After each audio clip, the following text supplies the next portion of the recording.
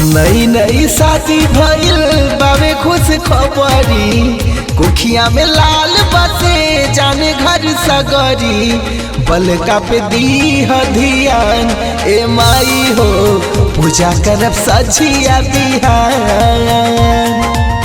कोसिया भराइब घरे जुटी गाँव नगरी, रखली हमनी के मान ए माई हो, पूजा करब सझिया बिहान। ए माई हो, पलका पे दीह ध्यान।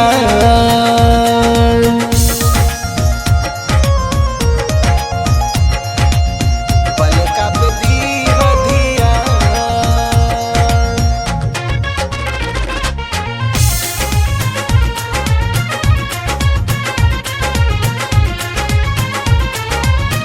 उखिया मंगा के घर में कोसी भराई, छठी मैया रउए नावे दियारी जराई।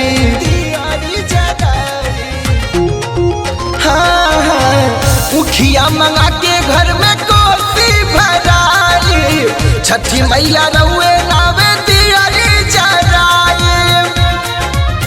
फल फूला छत से भरल रही डगरी, कुखिया में ललना बसे जाने घर सगरी।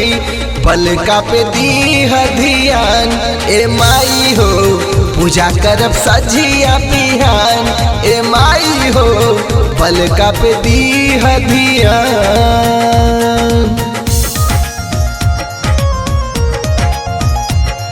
ए माई हो, पलका पे दीह ध्यान।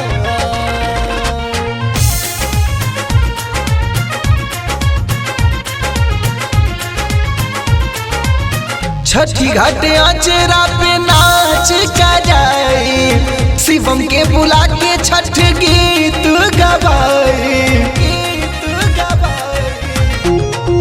हाँ हाँ, छठी घाटे आचरा पे नाच कराई, शिवम के बुला के वही जे बचरा गवाई। विनय अनूप बनिए मथवा पगड़ी, कुखिया में ललना बसे जाने घर सगरी। पलका पे दीह ध्यान ए माई हो, पूजा करब सझिया बिहान। ए माई हो।